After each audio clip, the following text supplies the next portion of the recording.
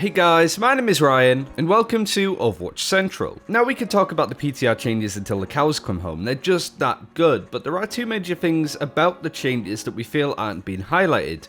We don't really want to talk about stuff like the Mercy changes for now, as that's a whole other discussion, but I want to talk about the almost secret pattern and trend between all of these changes, and what exactly Blizzard wanted to do with them, because there is a theme here, especially with all of the support changes. But I wanted to talk about an area of support play in general that has been lackluster since the Zen Mercy Brigitte takeover, but also we want to discuss certain synergies, interactions, and honestly the meta with how Zen Mercy became so staple, and how Lucio, Ana, and Moira now might be able to contest that with the changes on the PTR. But speaking of which, I want to know what you guys think in the comments below, whether you like the Ana changes, whether you feel that they're lackluster, Mercy, the Moira changes, the Lucio changes. Specifically about the supports, what do you think? Let us know in the comments below. But first we need to get into the number crunching and an area that I really want to highlight. But before we do that, we need to discuss the two kinds of single target healing in the game.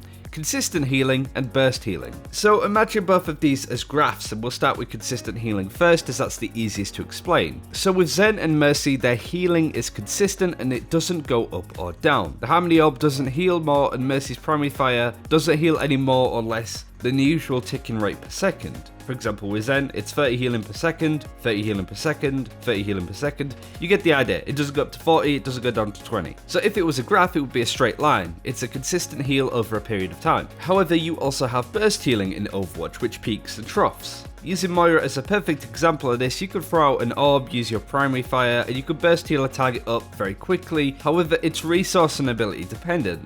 So her healing isn't consistent. She has ability cooldowns, she has a healing resource, so it does mean that her healing output would go up and down depending on when she has her abilities ready or whether she has healing juice. So if it was a graph, it would go up and down. Then of course you have the hybrid supports, which are a bit of both, such as Lucio and Brigitte. They can do consistent healing with their passives and their AoE, but also have the ability to increase and decrease their healing via amp it up or an armor pack. So Ryan, I hear you ask, why the hell are you telling me all of this? What does this have to do with anything on the PTR? Well, one of the common trends that we're seeing across all of the support changes is that burst healing supports have all had a big buff. Lucio's burst with his ultimate has been increased by 250 shield, whilst Ana now heals targets with nano boost. There's also stuff with Moira which we'll go over in a second. But now I want to look at a comparison on healing onto a single target with ultimate between the supports, and it looks like this. This is over a 5-second period because of what I said before about the peaks and troughs, but if we look on the live client first, Zenyatta does 1650 healing over 5 seconds with Transit and Orb, then you have Moira that does 1000 healing over 5 seconds, Lucio that does 672.9,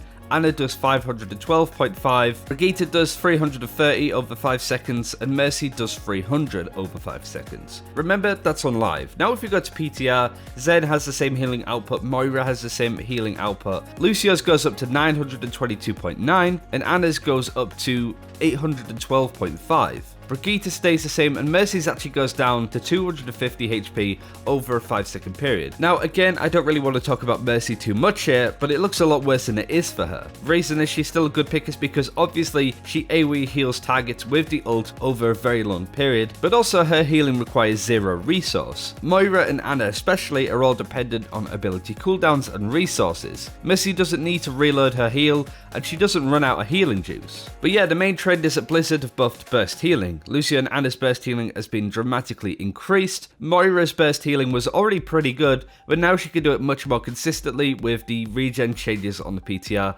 meaning that she gets her resource back a lot faster. But there is more. Now with these changes, we're going to talk about how they fare against the dreaded meta gatekeeper, the grav-dragon. One of the main reasons why Zen and Mercy became meta was the dragon-grav combo. Nothing can really contest the healing trans can do, however the Hanzo grav combo has been nerfed recently. The dragon can no longer be damage boosted to out-damage trans, but also the grav distance has been made a lot weaker. With all of the healing capabilities I just mentioned with Ana and Lucio, can them using their newly buffed abilities counter the dragon combo? Well, Miska actually tested this out on the PTR with a full 6-stack scenario. We could just do it with the dragon and see if people survive in it, but this is much more of a realistic approach, and the answer is no. People die still in the grav when they're met with a Reinhardt swinging at them, that kind of thing too. Some heroes made it out alive, and it took a while to kill them, but especially during Lucio's sound barrier, people still died. But there's still good news. There is actually a Reddit thread that came up from a top 500 Zarya player, Inspired Despair, talking about how basically these changes to Zarya and the graviton surge radius being decreased is very much a net nerf. and because of that he can see Zarya being played a lot less, which would suck. It's nice to see Zarya back, but it does open the door for the other supports in the game. But another real interesting interaction that I really want to highlight is the tempo of the abilities and ultimates for Lucio and Ana especially. If we look at Brigitte and Mercy, for example, you can rally outside of fights or use Falk 5 seconds before you even push in and still get 10 seconds worth of use out of it. What I mean is you don't need to be disciplined with timing. You can use it whenever and still get effective use out of it, but for Sound Barrier and now Nano Boost, timing is going to be everything. Lucio gets 750 HP units of shield, but they still degenerate at the same rate as they did before. But I feel that for both of these heroes, it's going to bring back some more clutch support plays to rescue people from the brink of death. It's not as if anybody really said, oh my god, that was such a clutch rally or a clutch Valkyrie. Valkyrie now and again, but rally especially, you never really look at it and go, yeah, the timing was perfect, because you can be a little bit lax with that, I suppose. Lucio and Ana require so much of that, so do expect some much more aggressive support play if both of these guys come back into the fold. But in short, burst healing in Overwatch is back in a big way. Zarya might be falling to the wayside a little bit, which is lucky because neither of these heroes can really survive the grav combo in the same way that Zenyatta can. More clutch plays to fight against the consistently strong healing of Zen and Mercy. So there's a lot to go over there, how it will affect it, but I thought I'd bring all of this in a very attempted concise manner. I know it's a long video, but there's still been a lot to go over and some really interesting interactions. But thanks for watching. Like this video if you did enjoy it. If you want more videos like this, it really does help out the channel, so do like the video if you want to. Thanks for watching, take care, we'll see you then.